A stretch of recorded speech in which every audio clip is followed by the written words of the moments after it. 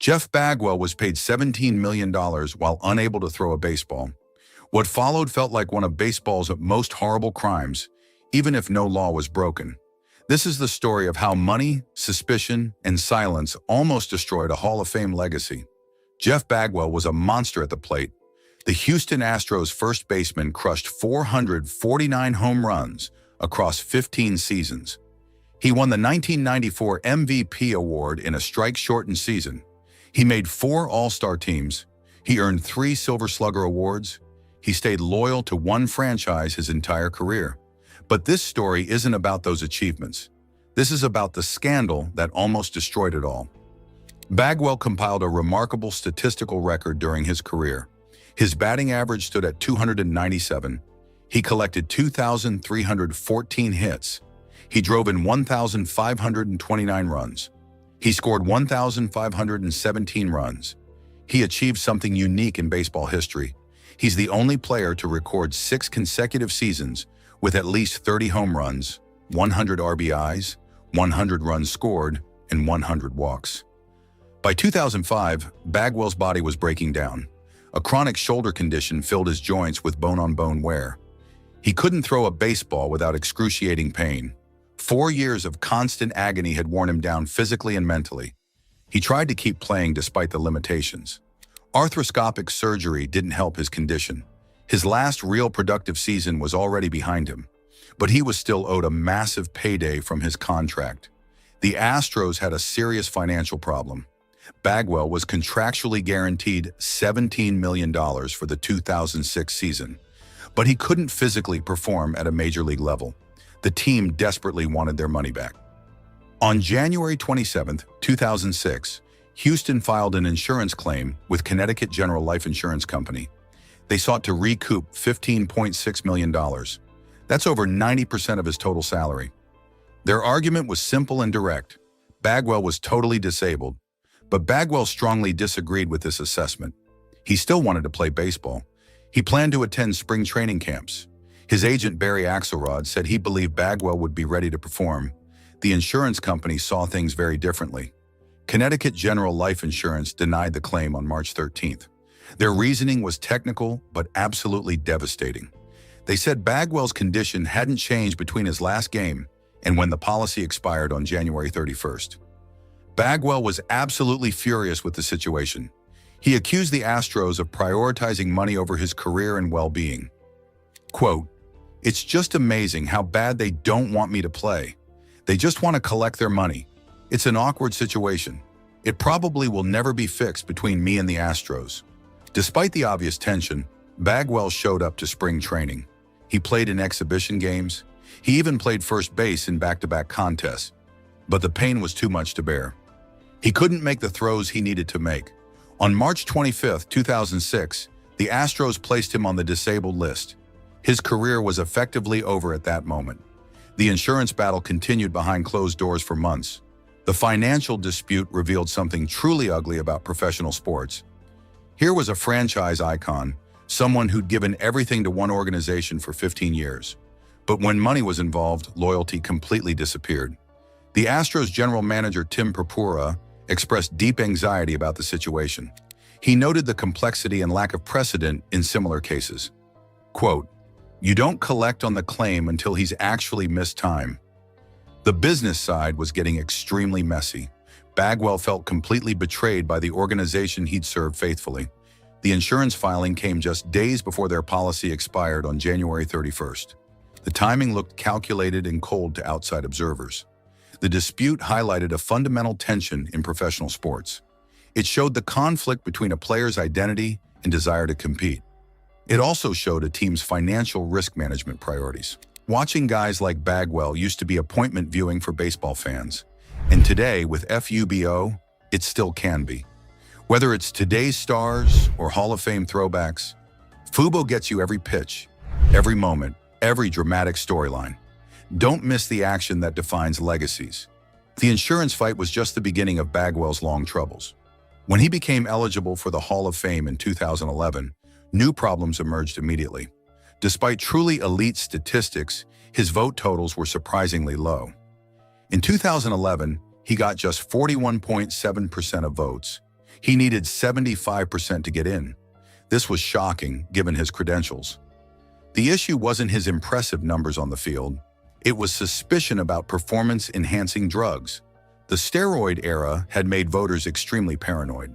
Bagwell never failed a single drug test. He wasn't named in the Mitchell report, but persistent whispers followed him anyway. Critics pointed to his muscular build and impressive power numbers. They made completely baseless assumptions about his physical size. Some connected him to the home run surge of the late 90s without evidence. Frank Thomas, a fellow Hall of Famer, publicly implied Bagwell used performance-enhancing drugs. His evidence was absolutely nothing substantial. Bagwell hadn't emphatically denied using steroids. This backward logic poisoned the entire discourse around his candidacy. The truth was much simpler than critics suggested. Bagwell was a dedicated gym rat who trained at 5 a.m. every single day. He moved from the pitcher-friendly Astrodome to a more hitter-friendly ballpark. His power surge had completely logical explanations that voters ignored. But logic didn't matter in this heated environment. Suspicion by association ruled the day completely. Voters treated whispers like concrete evidence. Year after year, Bagwell fell short of induction. 2012, 56%. 2013, 59.6%. 2014, 54.3%. 2015, 55.7%. The pattern was becoming painfully clear. The pattern was absolutely clear to everyone watching. Voters were punishing him for nothing more than existing during the steroid era. Some voters were absolutists who voted against Bagwell simply because he had big forearms. The allegations were based entirely on whispers and suspicion by association. One Reddit user explicitly stated there was zero evidence of PED use by Bagwell. All that existed was mere suspicion and speculation. Critics even tried linking Bagwell to Ken Kamenides' admitted steroid use. But Kamenides' PED use occurred after he left Houston completely. The connection was completely false and misleading. Another controversial aspect involved androstenedione, known as Andro. This dietary supplement was neither illegal nor against MLB rules when Bagwell allegedly took it.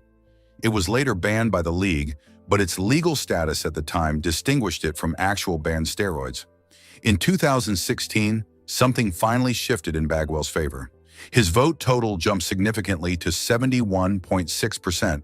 Finally, in 2017, he crossed the threshold. 86.2% of voters selected him for induction. He was inducted at age 48, alongside Ivan Rodriguez and Tim Raines as part of the class of 2017. The long wait was finally over after 7 years, but the damage was already done to his reputation. 7 years of rejection had tarnished his legacy significantly. The Hall of Fame should have been a celebration.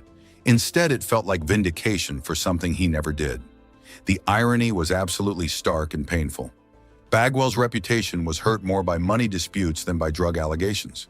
The $17 million fight with his own team left deeper scars than any steroid whisper ever could. There was even more darkness in his personal story. In 2020, Bagwell made a shocking public admission. He revealed his battle with alcoholism for the very first time. He described addiction as the hardest thing he'd ever faced in his entire life. It was all about where's my next drink. He recalled looking in the mirror at 7 a.m. and thinking he was killing himself slowly, but he couldn't stop drinking despite the consequences. The timing was particularly significant for his legacy. His struggles weren't unknown around the Astros organization for years. People knew about his problems, but the public revelation came years after his retirement. He'd been completely sober since October 17, 2017. Ironically, that was the exact same year he entered the Hall of Fame. His greatest professional triumph coincided perfectly with his personal recovery journey. Bagwell's primary motivation for going public was helping other people. He spoke at a recovery school fundraiser in Houston. He wanted to assist young people facing similar battles with addiction. He was profoundly affected by witnessing students who had attempted suicide due to their struggles with substances. But serious questions remained about his past. How long had he struggled with alcohol? Did it affect his playing career performance? The silence around his addiction mirrored the secrecy around the insurance dispute perfectly. The culture of sport itself contributed significantly to this challenge. Athletes face additional stress to keep personal problems under wraps. When an athlete has a serious problem, everyone finds out about it eventually. This makes it much harder to hide from intense public scrutiny. Bagwell's description of having no control over himself, the professional relationship healed over time, but the emotional scars remained deeply embedded. The insurance battle revealed how ugly baseball's business side could become. The Hall of Fame delay showed how suspicion could destroy reputations without evidence. Bagwell beat the best pitchers of his era consistently. He played through chronic pain for years. He conquered his addiction to alcohol successfully. But the scandal, the suspicion, and the prolonged silence, that's what people remember most clearly. He's in Cooperstown now with his bronze plaque. His number 5 hangs, retired in Houston. His statistics speak for themselves eloquently. But the controversy never fully disappeared from his story. The $17 million scandal wasn't about breaking any laws. It was about breaking trust between important parties, between player and team, between legend and fans, between the man and his complicated legacy. Jeff Bagwell is a Hall of Famer without question, but not without significant controversy along the way. And for him, that's the real lasting legacy. Jim Palmer is almost 80. And they lied about this. For decades, baseball fans knew Palmer as a Hall of Fame pitcher, 3 Cy Young Awards, World Series champion, the winningest pitcher in Baltimore Orioles history with 268 victories. But behind the accolades lived a different story, one that Baltimore fans knew all too well. Palmer was the golden boy of baseball, tall, handsome, and talented. He modeled underwear for jockey. He was called the Prince Charming of baseball. A Ken doll in a uniform. But in Baltimore, fans saw something else. They saw a prima donna who thought he was better than everyone. Palmer made his debut in 1965 at just 19 years old. He quickly showed his talent. In the 1966 World Series, he became the youngest pitcher ever to throw a complete game shutout. He beat Sandy Koufax and the defending champion, Dodgers 6-0. Palmer was just 20 years and 11 months old. This performance helped the Orioles sweep the series. The success continued. Palmer won 3 Cy Young Awards in 1973, 1975, and 1976. He led the American League in wins 3 straight years from 1975 to 1977. He was an 8-time 20-game winner. His career stats were impressive. A 2.68-152 record with a 2.86 ERA. He pitched 3,948 innings and completed 211 games. Most remarkably, he never gave up a grand slam in his entire career. But Palmer's success came with a price. His perfectionist attitude made him enemies. He constantly argued with manager Earl Weaver. Palmer would wave his arms from the mound to move fielders around. He ignored coaches and did things his way. Former teammate Ken Singleton joked about waving back at Palmer before moving where Palmer wanted him. Palmer thought he knew better than everyone. He famously said that the only thing Earl Weaver knew about pitching was that he couldn't hit it. This quote followed Palmer everywhere, even though teammate Dave McNally said it first. Palmer just repeated it so often that fans thought it was his. The relationship between Palmer and Weaver was toxic. They were complete opposites. Palmer was tall, handsome, and cerebral. Weaver was short, emotional, and hadn't played in the major leagues. They fought constantly, in the clubhouse, on the field, and in the press. Weaver called Palmer a perfectionist and a hypochondriac. Palmer questioned every decision Weaver made. Their fights got physical sometimes. They threw shoes and pounded lockers in anger. Palmer would publicly disagree with Weaver during games. He treated teammates with disdain when they made mistakes. His superiority complex was obvious to everyone. If you want to catch every game, including classic Orioles moments like Palmer's dominant performances, check out FUBO for live baseball streaming. They have all the coverage you need to follow your favorite teams. Palmer's hypochondriac label became legendary.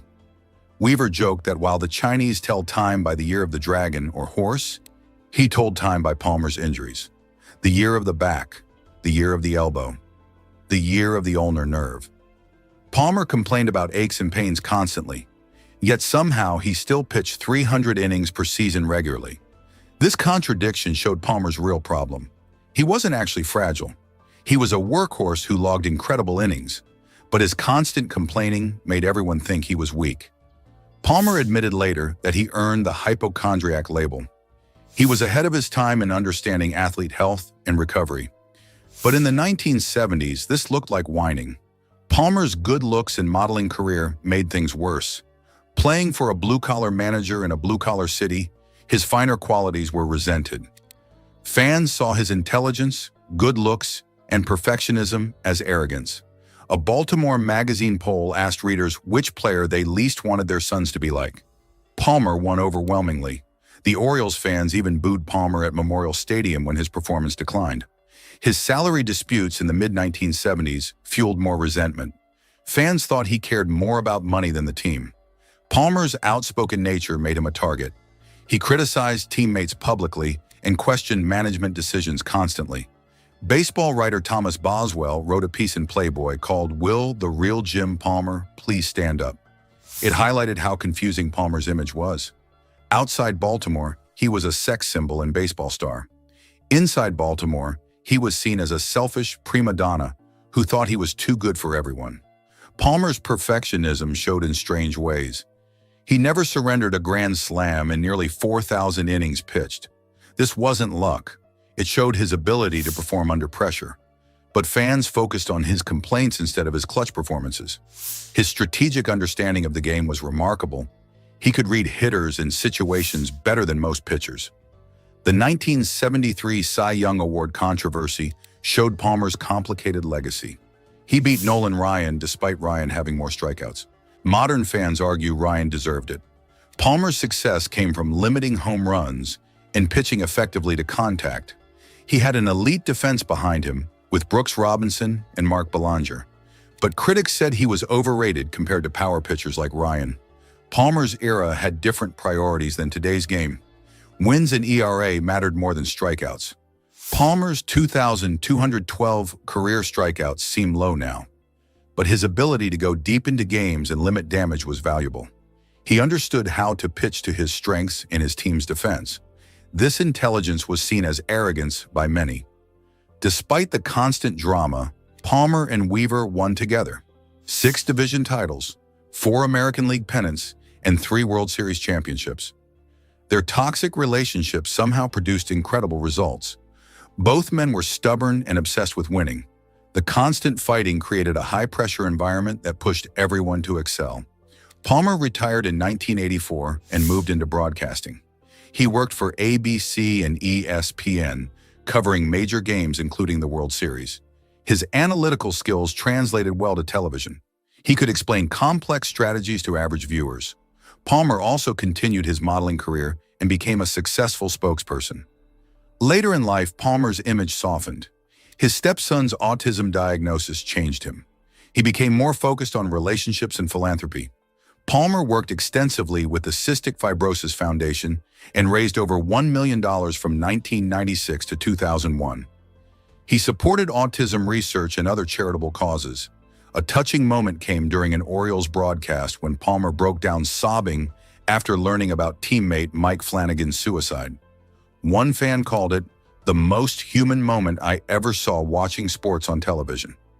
This vulnerability showed a different side of Palmer that fans had never seen.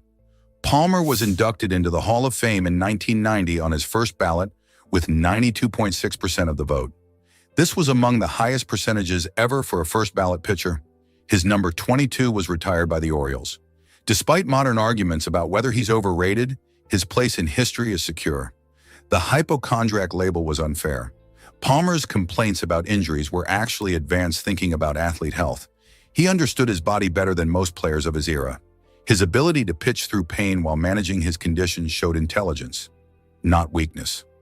Palmer was simply ahead of his time in athlete self-care. Palmer's relationship with Weaver defined both their careers. Their book, Together We Were 11'9", captured their complex dynamic. They fought constantly, but both wanted the same thing: to win. Their productive conflict pushed the Orioles to greatness. Sometimes the best partnerships come from the most unlikely sources. Palmer authored fitness books and remained active in baseball through broadcasting. His dual legacy as player and educator influenced how fans understood the game. He demystified pitching strategies and shared insights that only a Hall of Fame pitcher could provide. Palmer's post-career work proved his intelligence and dedication to baseball. The prima donna label stuck with Palmer for years, but it came from playing in a blue-collar city that didn't appreciate his cerebral approach. Palmer's intellectual style clashed with Baltimore's working-class culture. His self-advocacy was seen as selfishness. His perfectionism was viewed as arrogance. Modern analytics support some of Palmer's approaches. His focus on limiting home runs and pitching to contact made sense with elite defense behind him. Palmer understood situational pitching better than most. His strategic mind helped him succeed despite not being the hardest thrower. Palmer's evolution from controversial figure to respected elder shows how public perception can change. His vulnerability after personal tragedies humanized him. His charitable work revealed his compassionate side. The man who was once booed in Baltimore became a beloved figure later in life. Jim Palmer's story teaches us about the complexity of athletic greatness. He was neither the perfect hero nor the selfish villain. Palmer was a brilliant pitcher whose perfectionism created conflict. His intelligence was both his greatest strength and his biggest weakness. The hypochondriac label masked a thoughtful approach to athlete health that was decades ahead of its time. Palmer's legacy remains complicated but undeniable. 3 Cy Young Awards, 268 wins, and a Hall of Fame career speak for themselves. His contributions to broadcasting and charity work extended his impact beyond playing. The prima donna pitcher became a respected voice of the game. Sometimes the most difficult personalities create the most lasting legacies. Truth revealed about the legendary Sandy Koufax. At almost 90 years old, his life today reflects the hidden costs of greatness that baseball never wanted fans to see. Koufax. Sandy Koufax. The man they called the left arm of God paid a heavy price for his dominance. Sandy Koufax remains one of baseball's most enigmatic figures. His career, though brief, produced a period of pitching brilliance so profound it earned him almost divine status in baseball lore. But beneath the accolades and perfect games lay a reality far more painful than most fans ever realized. From 1961 to 1966, Koufax transformed from a talented but inconsistent pitcher into perhaps the most dominant force baseball has ever seen. Those 6 magical years produced statistics that seem almost supernatural. A perfect game, 4 no-hitters, 3 Cy Young Awards, an MVP, and an ERA that dipped below 2 for 3 different seasons. No pitcher in the live ball era had achieved that feat before, and none have matched it since. When Koufax took the mound, batters knew embarrassment was likely. His fastball blazed, his curveball stared at the eyes and broke to the ankles. The great Ernie Banks admitted facing Koufax was frightening. His mental approach was just as formidable as his physical gifts. He focused intently on neutralizing average hitters, knowing stars alone couldn't beat him. He prepared meticulously, avoiding distractions for 2 days before each start. What fans didn't see was the brutal toll this dominance took on his body. Behind the brilliant performances was a man in constant, excruciating pain. While spectators marveled at his perfect game and World Series heroics, Koufax endured a private torture that grew worse with each masterful inning. The trouble began in August 1964. After jamming his arm while diving back to second base during a game in Milwaukee, Koufax continued pitching through swelling and pain. Following a shutout against the Cardinals on August 16th, the severity became undeniable. His elbow swelled dramatically, described by his biographer as big as his knee with fluid pockets resembling hard-boiled eggs. He couldn't straighten his arm. The diagnosis was traumatic arthritis, an incurable condition involving the degradation of elbow cartilage. The news wasn't shared with the public. Instead, the Dodgers organization kept quiet about the extent of their stars' suffering, protecting their brand over their players' health. Yet somehow, Koufax pitched the final 2 seasons of his career, 1965 and 1966, at an astonishingly high level, winning back-to-back Cy Young Awards. This remarkable achievement came at an almost unimaginable personal cost. His daily routine was more medical treatment than baseball preparation. He required cortisone injections directly into his damaged elbow joint. He took Emperin with codeine regularly, often in the middle innings of games, just to continue pitching.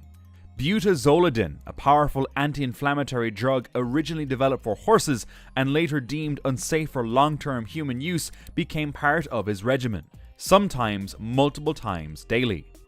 Before each start, trainers applied a Capiscan-based ointment known as atomic bomb to his arm. This concoction, containing chili pepper extract and other irritants like turpentine, essentially created intense heat on his skin to distract from the deeper pain. After games, he immersed his elbow in ice for extended periods, trying desperately to reduce the swelling that inevitably followed his performances. The physical toll was severe and permanent. His fingers would go numb. His arm swelled grotesquely after pitching. Most tragically, his elbow eventually locked at a permanent 22-degree angle, making simple everyday tasks like combing his hair or shaving painful challenges. Beyond the physical suffering, Koufax also carried cultural burdens that few other players had to bear. As one of the most prominent Jewish athletes of his era, he faced both subtle and overt anti-Semitism throughout his career. Perhaps no moment better defined Koufax's cultural impact than his decision regarding the 1965 World Series. Game 1, scheduled for October 6th against the Minnesota Twins, fell on Yom Kippur, the holiest day in the Jewish calendar. As the undisputed ace and reigning Cy Young winner, Koufax was the obvious choice to start the opener. His stance was clear and unwavering. There was never any decision to make because there was never any possibility that I would pitch. Yom Kippur is the holiest day of the Jewish religion. The club knows I don't work that day. The decision received support from Dodgers owner Walter O'Malley, but the cultural weight fell squarely on Koufax's shoulders. Don Dresdale started Game 1 instead and struggled badly. When manager Walter Alston came to remove him, Drysdale reportedly quipped, "Hey Skip, bet you wish I was Jewish today too." Koufax returned to pitch Game 2, which the Dodgers lost, but he went on to throw complete game shutouts in Game 5 and 7, the latter on just 2 days rest, to clinch the championship and earned World Series MVP honors. It's moments like these, the kind that make you sit up on the edge of your seat, that remind us why we love baseball. And if you want to experience that feeling today, Fubo lets you stream MLB games and more, live without cable. If you want to watch the greats of today in action, to feel those Koufax level moments unfold live, Fubo lets you do that. Hit the link in the description and try it for free. While this stand made him a hero to many Jewish Americans, providing a powerful symbol of someone achieving mainstream success while remaining committed to his heritage, it also invited criticism and anti-Semitic comments. Biographer Jane Levy documented accounts of teammates using ethnic slurs like Jew bastard and kike, sometimes behind his back, sometimes slipping out in his presence. There were suggestions that mistreatment or inconsistent playing time early in his career might have stemmed from prejudice within the organization. Because he was Jewish, valued his privacy, and showed intellectual interests beyond baseball, he was often characterized as an anti-athlete or dreamy intellectual trapped in an athlete's body, labels that carried anti-Semitic undertones. The constant scrutiny based on his identity rather than his performance likely contributed to Koufax's legendary reserve and intense desire for privacy. Being judged for who he was rather than what he accomplished would naturally lead anyone to withdraw and carefully guard their personal narrative. If the physical and cultural challenges weren't enough, Koufax also faced resistance from baseball's power structure when he tried to assert his worth as a player. Following the 1965 World Series victory, Koufax and fellow Dodgers ace Don Drisdale engaged in a landmark contract dispute with the team. This occurred during baseball's reserve clause era, when players were effectively bound to their teams indefinitely with little leverage in negotiations. Players typically dealt with management individually, and Dodgers general manager Buzzy Bavisi often used one-star salary demands against another's. Koufax and Drisdale discovered they had been played against each other in this manner.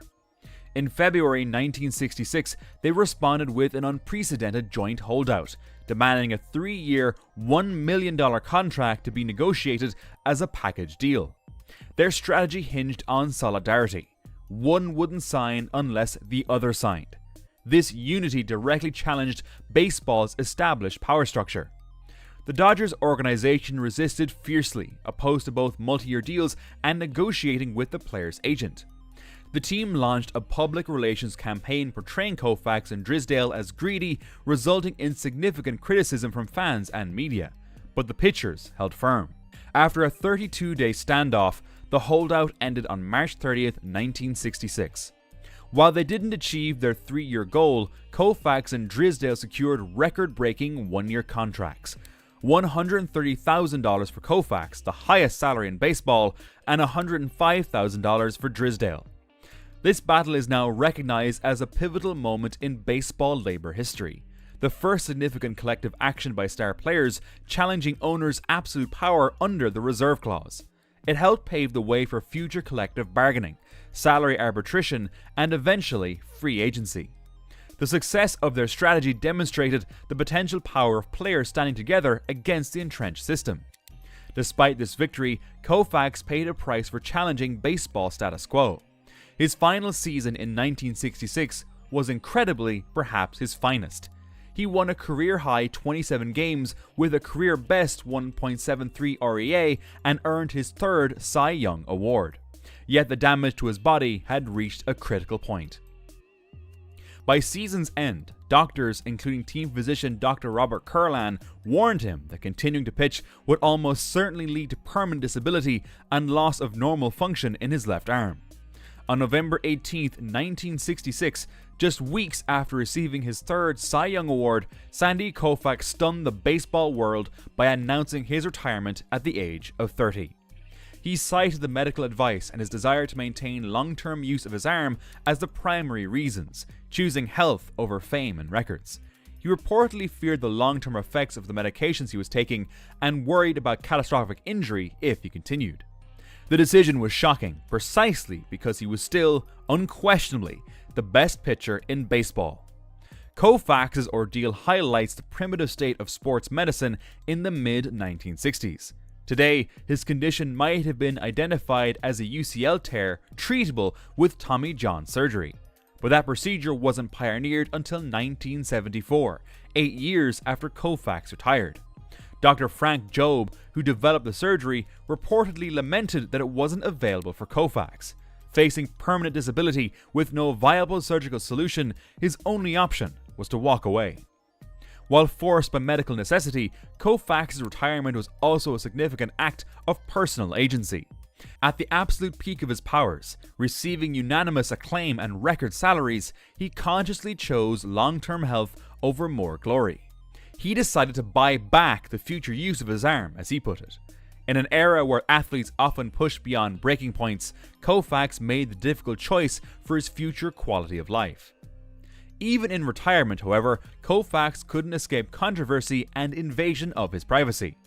In 2003, his fierce commitment to personal boundaries was tested when the New York Post's Page 6 gossip column published a blind item strongly implying he was gay and had only cooperated with Jane Levy's recent biography on the condition that she conceal this fact.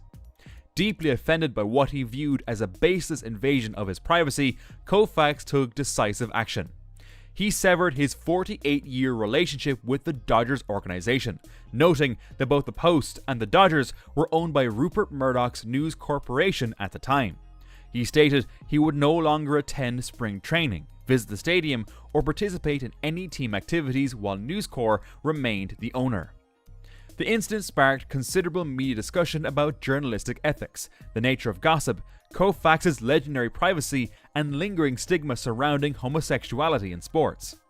Facing pressure, the New York Post issued a rare apology and retraction, admitting the item was wrong and erroneous. True to his word, Koufax remained estranged from the Dodgers throughout News Corp's ownership and the subsequent controversial tenure of Frank McCourt. Only after the team was sold to the Guggenheim Baseball Management Group in 2012 did he reconcile with the organization. In January 2013, he officially returned as a special advisor to the chairman and a spring training instructor. This episode powerfully demonstrated that Koufax's privacy wasn't merely a preference, but a core principle he would defend at significant cost. His return only after the offending ownership structure was dismantled underscored his unwavering commitment to personal boundaries. Despite his preference for privacy, Koufax has had a significant impact on subsequent generations of players, particularly pitchers within the Dodgers organization. After returning as a minor league instructor in 1979 and later as a special advisor following his reconciliation with the team, his presence became a revered resource. Numerous successful pitchers, including Dave Stewart, Clayton Kershaw, Orel Hershiser, and others, have credited Koufax's mentorship as crucial to their development.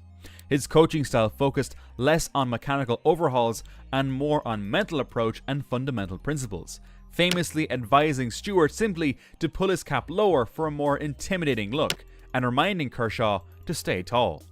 Sandy Koufax occupies a unique place in baseball history due to an unparalleled combination of factors. His statistical peak remains one of the most dominant stretches ever recorded, producing iconic moments etched in baseball lore. Beyond the field, his Yom Kippur decision made him a lasting symbol of Jewish identity in America. His integrity was demonstrated by his retirement at his peak and his principled stance during the 1966 holdout. What makes Koufax truly singular is how his legacy is defined as much by absence as presence. His abrupt retirement at 30, following perhaps his greatest season, left an indelible mark, freezing him in time at his absolute peak. This sudden departure created what-if scenarios that fuel endless debate. His subsequent decades spent largely outside the public spotlight only amplified his mystique. Today, as Koufax approaches 90, his story remains a cautionary tale about the physical price of athletic greatness. We celebrate his perfect games and strikeouts, but often forget the permanent damage to his body, the discrimination he faced, and the battles he fought against baseball's power structure. The truth baseball never fully acknowledged is that Koufax's greatness came at tremendous personal cost. Physical pain that never truly went away, cultural burdens few others had to bear, and a lifelong struggle to protect his privacy in an increasingly intrusive world. His arm may have seemed divine on the mound, but the man attached to it paid a very human price for every perfect inning. Sandy Koufax deserves to be remembered not just for his statistics and accolades, but for everything he sacrificed to achieve them. The left arm of God was also the arm of a man who hurt, who struggled, who stood up for his principles, and who ultimately chose his future well-being over baseball immortality. That is the truth about Sandy Koufax that fans rarely consider when marveling at his records. Behind every no-hitter was excruciating pain. Behind every strikeout was a cortisone shot or painkiller. Behind the World Series glory was a body breaking down far too soon. The price of greatness is never what it seems. When you hear harassed reporter, you might think of another scandal. But Orel Hershiser's story is the opposite. He was the one who stood up to his teammates and told them to knock it off when they were harassing female reporter Jessie Garcia. That moment shows you everything about who this man really is. Yet somehow his incredible career and character have been forgotten by many. Orel Hershiser wasn't supposed to be a baseball star. Born in Buffalo, his family moved around a lot during his childhood.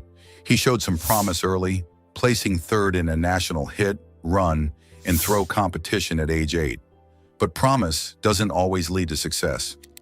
In high school at Cherry Hill East in New Jersey, things didn't go as planned. He didn't even make the varsity team until his junior year. Think about that. A future Cy Young winner spent his freshman year on the freshman team and his sophomore year on junior varsity. Most kids would have quit. Not Orel. College wasn't much easier. Bowling Green State University gave him only a partial scholarship. As a freshman, he barely played. As a sophomore, academic problems got him cut from the team entirely. He was so discouraged that he left school and hitchhiked home. His parents convinced him to go back, but it looked like his baseball dreams were over. Then something amazing happened. During the summer after his sophomore year, while working at his father's paper company, Orel had a growth spurt. He gained 15 pounds and added about 5 miles per hour to his fastball. That physical change transformed everything. When he returned to Bowling Green for his junior year in 1979, he was a different pitcher. He made the All-Mid-American Conference team and threw a no-hitter against Kent State, winning 2-0 despite only striking out 2 batters. He finished with a 6-2 record and a 2.26 ERA. When the 1979 MLB draft came around, the Los Angeles Dodgers didn't pick him until the 17th round. He was the 440th player selected. The scouting report wasn't kind. It said he had poor control, a weak fastball, and threw his curveball incorrectly. The report also questioned his temperament, saying he rattled easily and had questionable makeup. If you're keeping track of baseball history, that report was completely wrong. The minor leagues tested his resolve again. He spent years bouncing between roles, mostly as a reliever. His lowest point came in Double-A with the San Antonio Dodgers, where he gave up 20 runs in just 7 innings during one road trip. He called it the lowest point of his career and considered quitting baseball altogether. His manager and pitching coach talked him out of it. In September 1983, he finally made his major league debut with the Dodgers as a reliever. He appeared in 8 games and posted a 3.38 ERA. The following year changed his trajectory. By early summer, he had worked his way into the starting rotation. That season, he showed flashes of brilliance, including a 33.2-inning scoreless streak that was the longest of the season. 1985 marked his breakthrough. He went 19-3 with a 2.03 ERA, finishing tied for 3rd in Cy Young Award voting. His consistent performance earned him all-star selections from 1987 to 1989. During this time, manager Tommy Lasorda gave him the nickname Bulldog. It wasn't just a catchy name. Lasorda used it as a psychological tool to help Hershiser develop a more aggressive mindset on the mound. Hershiser openly admitted to having a split personality when he pitched. Off the field, he was quiet and peaceful, like a choir boy. But on the mound, he transformed into what he called a cold-blooded persona of a hired killer. He became arrogant, hostile, and confrontational as a protection device. This mental transformation was as important to his success as his physical skills. If you're a baseball fan who wants to catch every game this season, Fubo has you covered with comprehensive MLB coverage. You can watch your favorite teams without missing a pitch, making it perfect for following stories like Hershiser's legendary career. Then came 1988, the year that defined his legacy. This wasn't just a great season, it was one of the most dominant individual performances in baseball history. He led the National League in wins with 23, innings pitched with 267, shutouts with 8, and complete games with 15. His 2.26 ERA ranked 3rd in the league. But the most incredible achievement was his record of 59 consecutive scoreless innings pitched. This shattered the previous record of 58.2 innings held by Dodger legend Don Drysdale. The streak started on August 30th and ended on September 28th, covering his final 7 starts of the season. Within that stretch, he threw 5 consecutive complete game shutouts. The postseason was equally legendary. In the National League Championship Series against the New York Mets, he started games 1 and 3, then came in as a reliever to record the final out in Game 4 for a save. He capped it off with a complete game shutout in Game 7, earning NLCS MVP honors. His brilliance continued in the World Series, where he led the underdog Dodgers to an improbable championship and won World Series MVP. On November 10, 1988, he was unanimously chosen as the Cy Young Award winner, receiving all 24 first-place votes. Here's what makes this special. Hershiser remains the only player in baseball history to win the Cy Young Award, NLCS MVP Award, and World Series MVP Award all in the same season. That combination of individual excellence and clutch team performance is unmatched. Everything changed in April 1990 when he underwent experimental shoulder surgery. Dr. Frank Jobe, who had invented Tommy John surgery, performed a revolutionary procedure on Hershiser's shoulder. It had only been done on about 30 people before, and never on a major league pitcher who needed to throw a 90-mile-per-hour fastball. The surgery was truly groundbreaking. Instead of detaching the muscle to repair the joint, Dr. Jobe carefully split the muscle and used microscopic tools and newly invented anchors to secure the ligament to the bone. This minimized trauma but required a lengthy rehabilitation. Hershiser recovered in secrecy for 13 months. No photographs were allowed during his recovery. There was serious doubt about whether he would ever pitch effectively again. His 1990 season was limited to just 4 games. When he returned in 1991, he wasn't the same dominant pitcher, but he kept fighting. After leaving the Dodgers, Hershiser joined the Cleveland Indians and began what he called his second act. In 1995, he posted a 16-6 record with a 3.87 ERA, helping the Indians reach the World Series for the first time in 41 years. His postseason performance was exceptional, going 4-1 and earning American League Championship Series MVP honors. This comeback showcased remarkable resilience. While his post-1988 performance didn't consistently match his peak, his ability to return from career-threatening surgery and still contribute significantly to winning teams represents a different kind of success. His character shone brightest off the field. That story about defending reporter Jessie Garcia wasn't isolated. He also encouraged another female reporter, Melissa Lutke, telling her to stand straight, look forward, and act like she belonged because she did. In an era when such behavior was often tolerated or ignored, his willingness to challenge teammates and encourage others showed integrity that went beyond baseball.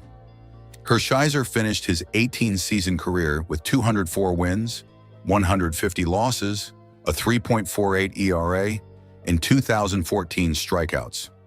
He was selected to 3 All-Star games, earned a Gold Glove in 1988, and won a Silver Slugger in 1993.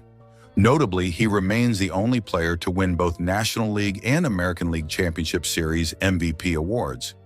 After retiring in 2000, Hershiser transitioned successfully into broadcasting. He worked briefly as a coach with the Texas Rangers before joining ESPN in 2006. In 2014, he returned to the Dodgers as a television analyst for Sportsnet LA, where he continues today as part of the primary broadcast team. He also pursued competitive poker, reaching the quarterfinals of the 2008 NBC National Heads Up Poker Championship and winning over $54,000 in an online tournament.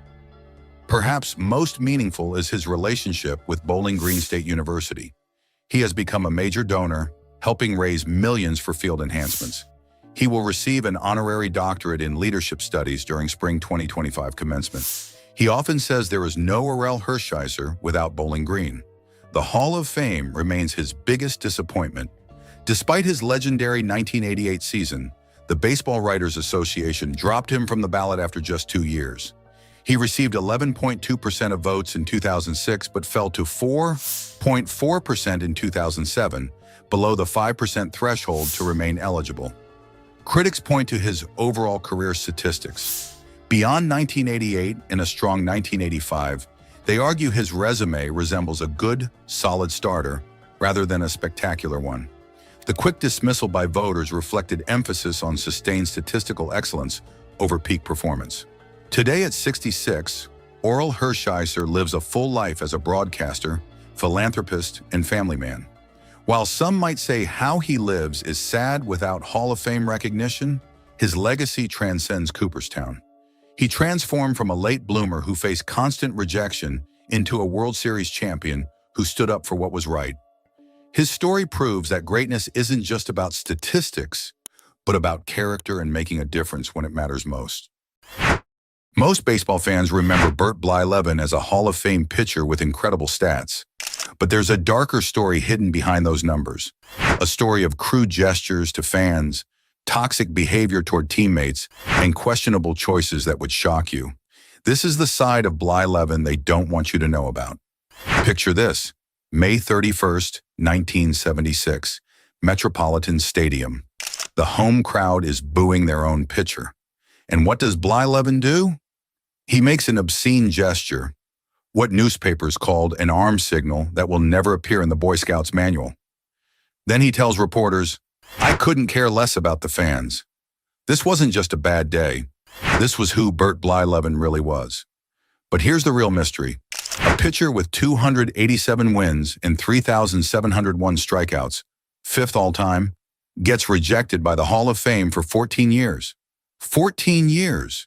Was it just his stats that bothered voters? Or was there something else? Something about his character that made people think twice? Stay with me as we dig into the real Bert Blyleven. The man behind the curveball had secrets that baseball tried to bury. Let's start with what everyone knows. Blyleven's career numbers look impressive on paper. 287 wins, 3,701 strikeouts, 60 shutouts.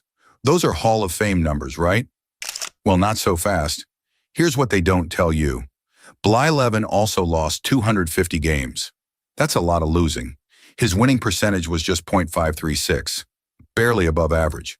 For a guy who played 22 seasons, that's not exactly dominant. Critics called him a statistical accumulator. Translation? He just stuck around long enough to pile up numbers. He only won 20 games once in his entire career. Once. He never led the league in wins or ERA. He finished in the top 3 for Cy Young voting exactly twice in 22 seasons. Think about that. In over 2 decades of pitching, his own peers thought he was one of the best pitchers in baseball exactly twice. That's not Hall of Fame excellence. That's just longevity. But the numbers tell an even darker story. Blyleven earned the nickname Tough Luck Loser early in his career. Sounds sympathetic, right? Poor Bert just didn't get run support. But let's look deeper. In 1971, Blyleven went 16-15 despite being called the Twins' best pitcher. In 12 of those losses, his team scored 3 runs or fewer. But here's the thing. When you're constantly getting no run support, maybe the problem isn't just bad luck. Maybe teammates and managers lose faith in you for other reasons. This brings us to Blyleven's real issue, his personality. Multiple sources described his relationships with teammates, managers, and writers as prickly. That's baseball speak for difficult to work with. In his 20s, Blyleven was known as moody and petulant. He openly complained about managers, especially Chuck Tanner in Pittsburgh. Blyleven said, "It's tough pitching for Tanner. I'm a competitor. I don't like to be taken out of the game." But here's the reality. Good pitchers earn their manager's trust.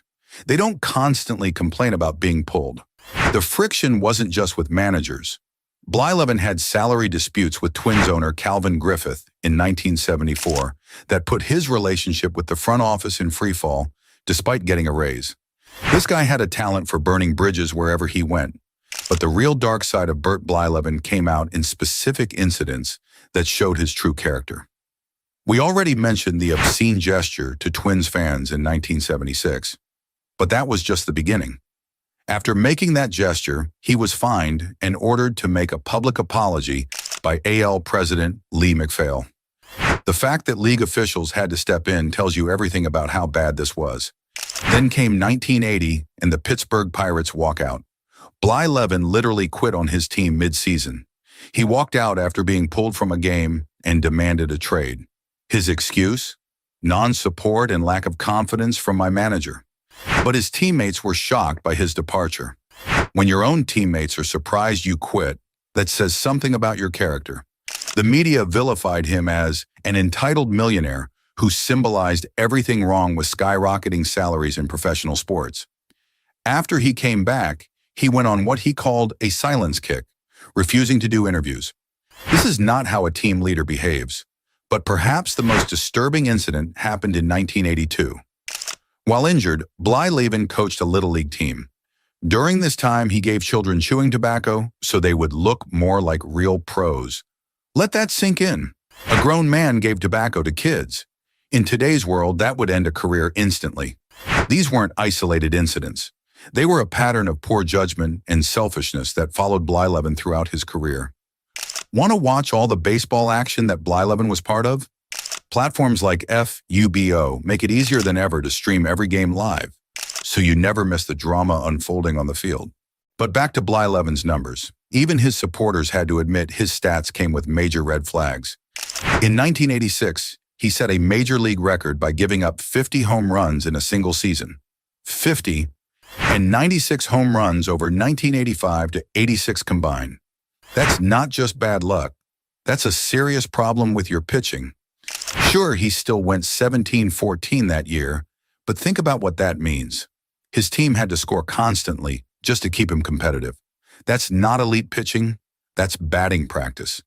The tough luck loser label wasn't just about run support either. When you consistently put your team in holes by giving up big innings, your offense stops trying as hard. It becomes a cycle where poor pitching creates poor offensive support. When Blyleven became eligible for the Hall of Fame in 1998, he got just 17.55% of the vote. The next year, it dropped to 14.1%. No player with such a low debut percentage had ever made the Hall since 1970. That should tell you something about how writers who covered him really felt. For years, the arguments against Blyleven were devastating. John Heyman, a prominent sports writer, pointed out that Blyleven didn't win all that many more games than he lost. He never finished higher than third in Cy Young voting and only made 2 All-Star teams in 22 seasons. For someone with his longevity, that's an embarrassingly low number. Critics noted that he was never considered among the 2 best pitchers in his league during his time. His own managers seemed to lack faith in him. As Heyman wrote, it wasn't just sports writers, it was his own managers who didn't appear to see him as one of the greats. The personality issues haunted him too. Writers weren't inclined to vote for a moody guy who flipped off fans. His prickly relationships came back to hurt him when it mattered most. Only when sabermetrics became popular did Blyleven's case improve. Advanced stats like WAR tried to argue he was better than his records showed. But here's the problem with that argument. If you need complex formulas to prove someone was great, maybe they weren't actually that great. ESPN's Jason Stark said no player ever benefited more from the sabermetrics boom than Blyleven. That's not a compliment. It's an admission that traditional evaluation methods found him lacking. It took 14 attempts before Blyleven finally got into the Hall in 2011 with 79.7% of the vote. Even then, he barely scraped by. Compare that to truly great pitchers who get in on the first ballot with 90% or more. After retirement, Blyleven tried to remake his image as a broadcaster. The Circle Me Bert phenomenon made him seem lovable and harmless. Suddenly, the guy who flipped off fans and walked out on teams was everyone's favorite grandfather figure. But this transformation feels calculated. It's easy to be charming when you're not competing anymore. The real Blyleven showed up during 22 years of playing, not 20 years of broadcasting. Even his broadcasting had issues. In 2006, he accidentally used profanity on air and got suspended for 5 games. Some habits never change. So what's the truth about Bert Blyleven? The numbers show a pitcher who accumulated stats through longevity rather than dominance. The incidents show a player with serious character flaws who repeatedly put himself above his team. His 14-year wait for the Hall of Fame wasn't just about statistics. It was about character. Writers who covered him knew what kind of person he really was. They saw the tantrums, the selfishness, and the poor judgment. Yes, Blyleven eventually made the Hall of Fame, but his legacy remains complicated. Should we judge players purely on numbers, or does character matter too? Blyleven's story forces us to confront that question. What do you think? Does great pitching excuse bad behavior? Or should the Hall of Fame represent more than just statistics? Let me know in the comments below, and don't forget to subscribe for more revealing sports stories that dig beneath the surface. And remember, if you want to catch all the baseball drama live, check out FUBO for the best streaming experience.